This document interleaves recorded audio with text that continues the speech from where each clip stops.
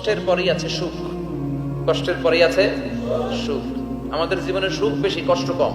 কয়দিন না খাইছিলাম, কয়দিন বিপদে পড়ছি, কয়দিন ডাকাইতে ধরছে, এক মাসের মধ্যে অসুস্থ থাকি কয়দিন আর সুস্থ থাকি কয়দিন, এটা হিসাব করে না। অসুস্থ যে ছিল খালি এটা খেয়াল রাখে, আছে না নাই? তার মানে ইন্না মাআল উসরি ইউসরা, দুঃখের পরে আছে সুখ, মোটিভেশন, প্রাণটা আবার উদ্বেলিত হয়ে ওঠে। তাই তো আসলে তো দুঃখের পরে সুখ। এজন্য কষ্ট যখন পাবেন, অসুস্থ যখন হবেন, ওইখানেও আনন্দ করবেন, কারণ সামনে আরাম আসতেছে। সুবহানাল্লাহ পড়েন। মুমিনের হারাবার কিছু নাই, দুঃখ পাওয়ার কিছু নাই। মুমিন অসুস্থ হলে অসুস্থতার মাধ্যমে তার রোগের মাধ্যমে তার গুনাহ ছড়ে যায়, সে আল্লাহর কাছে প্রিয় হয়ে ওঠে। তা আমাদেরকে কেউ হারাইতে পারে? কথা বলেন, আমাদের কেউ ভয় দেখাইতে পারে? মোটিভেশনাল সূরা, সূরাতুল ইনশিরাহ আর সূরাতুদ দুহা। এখানে অনেক হিউজ মোটিভেশন আছে।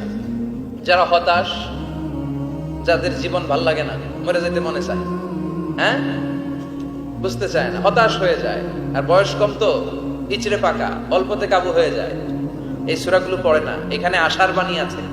আজকে আমি জানি কথা শোনাবো আপনাদেরকে, শুরুতে আগে সংক্ষেপে বলে দিই। এই সূরার মূল কথা হচ্ছে, মানে সেন্ট্রাল থিম বা সাবজেক্ট ম্যাটার, সূরাতুদ দুহার কেন্দ্রীয় আলোচ্য বিষয় হচ্ছে নিরাশ হবেন না, হতাশ হবেন না, হাল ছাড়বেন না, ভরসা রাখবেন কার উপর?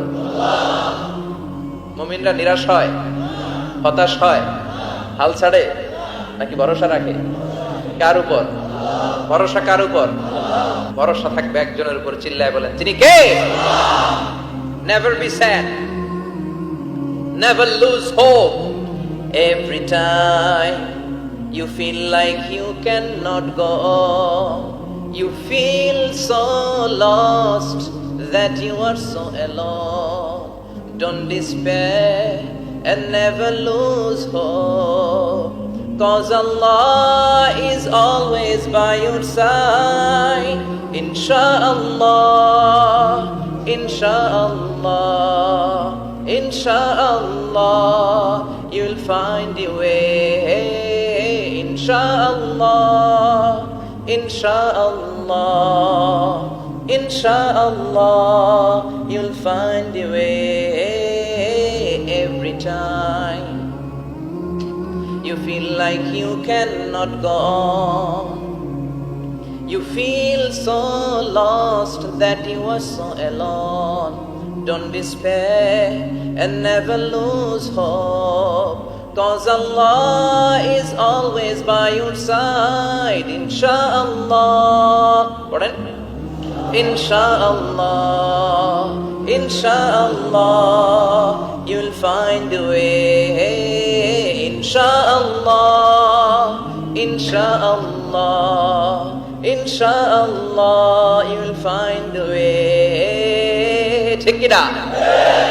কি সুন্দর nasheed. Never lose hope, you will find your way. তুমি তোমার পথ খুঁজে পাবে। আমাদেরকে পথ দেখায় কে? Enthusiastic and energetic হবেন, আপনি এনার্জি ফিরে পাবেন। আলহামদুলিল্লাহ পড়েন।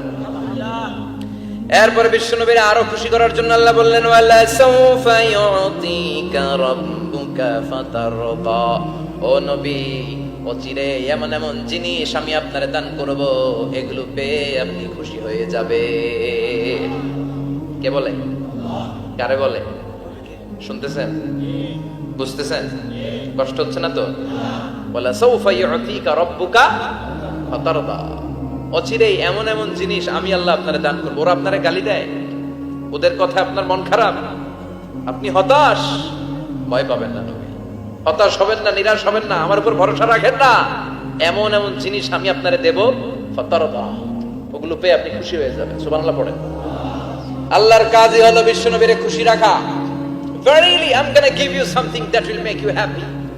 এমন জিনিস আপনারে দেব নবী, আপনি খুশি হয়ে যাবেন। আল্লাহর কাজই হচ্ছে বিশ্বনবীর খুশি রাখা। যেখানে বিশ্বনবীর মন খারাপ, ওইখানে বিশ্বনবীর আল্লাহ আছে না নাই? বিশ্বনবীর উপাধি দিয়েছেন আল্লাহ হাবিবুল্লাহ। কি দিয়েছে? আর সাইয়েদনা ইব্রাহিমের উপাধি খলিলুল্লাহ। দুইজনই আল্লাহর প্রিয়, দুইজনই উলুল আজমি মিনার রুসুল। কিন্তু খলিল মানেও বন্ধু, হাবিব মানেও বন্ধু। খলিল মানে এমন বন্ধু যেই বন্ধু আল্লাহরে খুশি করার জন্য কাজ করে, আর হাবিব মানে এমন বন্ধু যেই বন্ধুরে খুশি রাখার জন্য আল্লাহ নিজেই কাজ করে। কি শান, কি মান এই নবীর! আর ওই নবীরা গালি দেয়, এগুলো জাহান্নামের নরকীটার পিতৃ পরিচয়হীন জারদ সন্তান। As a father, as a teacher, as a commander, as a lawgiver, as a lawmaker, as a reformer of the society, Muhammad is the Superman of the world. উনি সুপারম্যান, উনি অসাধারণ ব্যক্তিত্ব, আনপ্যারালাল পার্সোনালিটি। ওনার জীবনী নিয়ে পড়া শুরু করলে এটা শেষ হয় না। বিয়ন্ডলেস, বাউন্ডলেস, বটমলেস, এটা তলাবিহীন সাগর। বিশ্বনবীর জীবনী একটা সাগর, কিন্তু সাগরের কি নাই? সুবহানাল্লাহ কইবেন না? এই বিশ্বনবীর খুশি রাখা কার কাজ? যেখানে বিশ্বনবী হতাশ, যেখানে বিশ্বনবীর মন খারাপ, বিশ্বনবীর মন ভালো করে দেয় কে? এজন্য আল্লাহ বললেন ওয়ালা সাউফা ইউতিকা রাব্বুকা, অচিরেই আপনার রব আপনাকে এমন এমন জিনিস দান করবে নবী, এগুলো পেয়ে আপনি খুশি হয়ে যাবেন। কিভাবে নবী খুশি হয়েছে, কিভাবে নবীর আল্লাহ খুশি রাখবে শুনবেন? শুনবেন শুনবেন? দেখেন, খেয়াল করে বুঝতে হবে কিভাবে আল্লাহ তাআলা বিশ্বনবীকে খুশি করেন। দেখেন, বিশ্বনবীর প্রথম কোথায় খুশি করলেন? বিশ্বনবী মক্কার জমিনে দাওয়াতি কাজ যখন শুরু করলেন, তিনি দেখলেন বিশ্বনবী খুব ভালো অ্যানালাইসিস করতে পারতেন। তিনি মক্কার সোসাইটিটাকে, সমাজটাকে বিশ্লেষণ করে অ্যানালাইজ করে উনি দেখলেন যে এই মক্কায় দাওয়াতি কাজের একটা শক্ত অবস্থান নিতে হলে দুইজন লোকের একজন আমার চাই। সুবহানাল্লাহ পড়েন। কি বিশ্লেষণ শক্তি, কি চিন্তা শক্তি! উনি খেটে ফেললেন, উনি বুঝে ফেললেন সবাইকে দেখে যে দুইজনের একজন আমার সাথে না থাকলে আমার দাওয়াতি কাজ চালানো কষ্ট হয়ে যাবে। এজন্য গভীর রাতে তাহাজ্জুদের নামাজ শেষে আল্লাহর কাছে কেঁদে কেঁদে বিশ্বনবী দোয়া করে, আল্লাহ আল্লাহুম্মা আইজ্জাল ইসলাম বি আহাব্বির রাজুলাইনি ইলাইক। আল্লাহ, দুইজন লোকের যেই লোকটারে তোমার দরবারে মকবুল মনে হয়, ভালো লাগে, পছন্দ হয়, তাদের একজনকে ইসলামের ভেতরে ঢুকিয়ে দিয়ে ইসলামকে তুমি বিজয় দান করে দাও। ও আল্লাহ, দুইজনের একজনকে আমার চাই। একজন হলো আবি জাহাল ইবনে হিশাম, হিশামের বেটা আবু জাহাল, আও উমর ইবনুল খাত্তাব, অথবা খাত্তাবের বেটা উমর। সুবহানাল্লাহ পড়ে। সাথে সাথে দোয়া কবুল করলো কে? কার জন্য করলো? নাকি আবু জাহেলের জন্য? আবু জাহেলের চোখের সামনে পর্দা ছিল, ও পর্দা সরায় না। ওর অন্তরে পর্দা, ও পর্দা উঠে সত্যটা দেখতে চায় না। এজন্য ওর জন্য গোটা বিশ্ববাসীর আছে ঘৃণা। ও যেখানে মারা গেছে, ওর যেখানে জন্মস্থান, ওইখানে সৌদি সরকার ল্যাট্রিন বানাই দিয়েছে। ঘৃণার প্রতীক। ওইখানে তো অন্য কিছু বানাইতে পারতো, ল্যাট্রিন বানাইতে যাবে কেন? গোটা বিশ্বের মানুষ যায় যেন এটা ভরাই দিয়ে আসতে পারে। কথা বলেন। এই বেয়াদবটার জন্য আল্লাহ দোয়া কবুল করে নাই। ওমরে ফারুক রাগী ছিলেন, কিন্তু সত্য প্রকাশে, সত্য গ্রহণে আপোষহীন। সত্য দেখলেই উনি মেনে নিতেন। এটা জাহেলি যুগে ওনার মধ্যে এই গুণ ছিল। আল্লাহু আকবার। বিশ্বনবীকে দেখে দোয়া করে, আল্লাহ মক্কার জমিনে এই দুইজনের একজন যদি কালেমা না পড়ে, মক্কার জমিনে দাওয়াতি কাজ চালিয়ে যাওয়া কঠিন হয়ে যাবে। হয় হিশামের বেটা আবু জাহেল কিংবা খাত্তাবের বেটা ওমরকে তুমি ইসলামে ঢুকাও। আল্লাহ ওমরের জন্য দোয়া কবুল করলেন। বিশ্বনবী তখনও বুঝতে পারেন এই দোয়াটা কার জন্য কবুল। হঠাৎ ওমরে ফারুক বিশাল একটা নাঙ্গা তলোয়ার নিয়ে বিশ্বনবীকে হত্যা করার জন্য ছুটে এলো। বিশ্বনবী তখন মক্কার আরকাম ইবনে দারুল আরকামের ঘরে সাফা পাহাড়ের পাদদেশে লুকিয়ে লুকিয়ে দাওয়াতি কাজ করতেন। আশেপাশে সাহাবীরা বসা। বিশ্বনবীর চাচা হামজা ইবনে আব্দুল মুত্তালিব বললেন, নবী তাড়াতাড়ি পালিয়ে যান, ওই যে দেখা যায় ওমরে ফারুক তলোয়ার নিয়ে আপনারে মারতে আসছে।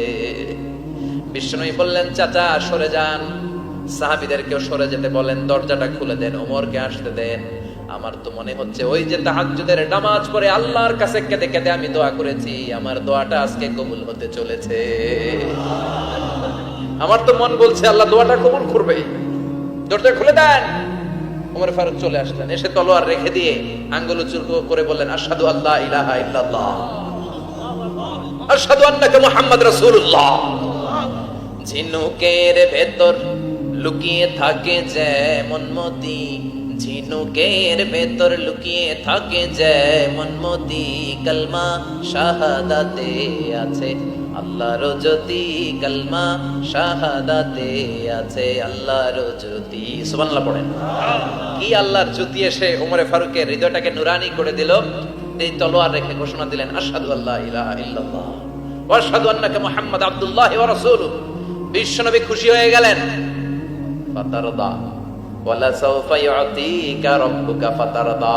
ও নবী, অচিরেই এমন এমন জিনিস একটার পর একটা আমি আপনারে দান করব, এগুলো পেয়ে আপনি খুশি হয়ে যাবেন গো নবী। আপনার অন্তরে দুঃখ, কষ্ট, হতাশা, আপসেট হওয়ার মানসিকতা, ফ্রাস্ট্রেশন কিছু আল্লাহ রাখবো না। ওয়ালা সাউফা ইউতিকা রাব্বুকা ফাতারদা, অচিরেই এমন এমন জিনিস আমি আল্লাহ আপনারে দেব, আপনি খুশি হয়ে যাবেন। ওমরে ফারুকের ইসলাম ধর্ম গ্রহণ করানোর মাধ্যমে বিশ্বনবীর মনটারে খুশি করে দিল কে? আল্লাহ। ফাতারদা, বিশ্বনবী খুশি হয়ে গেলেন। পাইছেন আল্লাহ কিভাবে বিশ্বনবীরে খুশি করে? সুবহানাল্লাহ পড়বেন না?